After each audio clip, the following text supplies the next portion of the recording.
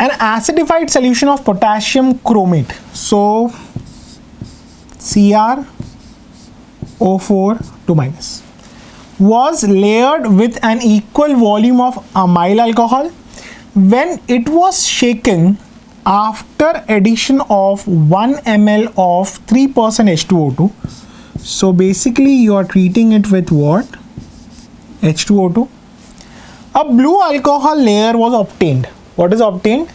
A blue alcohol layer was obtained. The blue color is due to formation of a chromium 6 compound X. What is the number of oxygen atoms bonded to chromium through only single bonds in the molecule of X? May look like a lengthy question, but actually it is not a very difficult question. If you know the reaction between chromate and H2O2 in presence of what? In presence of H plus, this will give you what? This will give you CrO5, right? And what is the structure of CrO5? Structure of CrO5 is this. So how many oxygens are bonded to chromium by single bonds? I can see 4 oxygens. I can see 4 oxygens bonded to chromium by single bonds. So the answer over here is what? The answer over here is 4, guys. Okay. Not anything special. If you know the reaction between these two compounds, you will get the answer very easily. Let us look at question number 5, guys. Okay. The structure of peptide is given below. So this is your big structure of peptide which is given. If absolute values of the net charge of the peptide at pH equal to 2, pH equal to 6 and pH equal to 11 are Z1, Z2 and Z3 respectively, then what is Z1 plus Z2 plus Z3?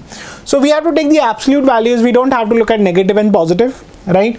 So when I am saying a pH of 2, what will happen at a pH of 2? pH 2, when I say pH 2, pH 2 indicates what? That the solution is acidic. So if the solution is acidic, then all the NH2 groups will exist as what? Will exist as NH3 plus, right? How many NH2 groups are there? We have one NH2 group and we have two NH2 group, right? So here Z1 will be how much? Z1 will be equal to 2. Okay. At a pH of 6. Now if the pH is 6, then it will exist as what? Then this compound will exist as a Zwitter ion. It will exist as what? Zwitter ion. So at a pH of 6, Z2 will be what? Z2 will be 0. At a pH of 11, so when you are talking about a pH of 11, what will happen? All the COH groups will exist as what? Will exist as CO minus. The OH which is attached to benzene, mind it, it is attached to benzene. That's why it will exist as what? It will exist as O minus, right? So when you are talking about pH of 11, Z3 will be how much? Z3, you have to count the number of COH groups. Okay, what do you have? This is one COH group, this is your second COH group, and this is your OH. So Z3 will be how much? Z3 will be 3. Okay, so your Z1 plus Z2 plus Z3 total is how much? This is 2 plus 0 plus 3. So the answer over here is 5, guys. Okay, is that clear? Yes. A question based on amino acids and their acidic and basic characters. A good question, guys. Let us move on to the 6th question. An organic compound C8H10O2 rotates plane of polarized light. So an organic compound is optically active. That is what they are saying. It produces pink color with neutral FeCl3.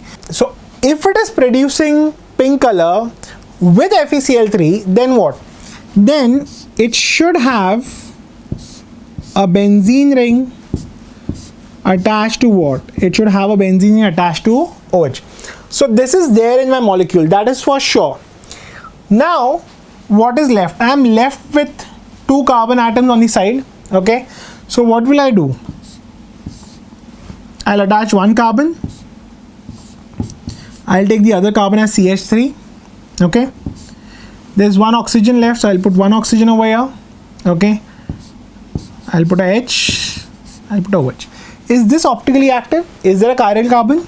Yes, there is a chiral carbon. Okay, now I can put this group at ortho position, meta position and para position, right? So like that I can write three structures. Like that I can write three structures and the mirror images of that. So if I draw the mirror images of that, so it will be 3 multiplied by 2. So answer will be what?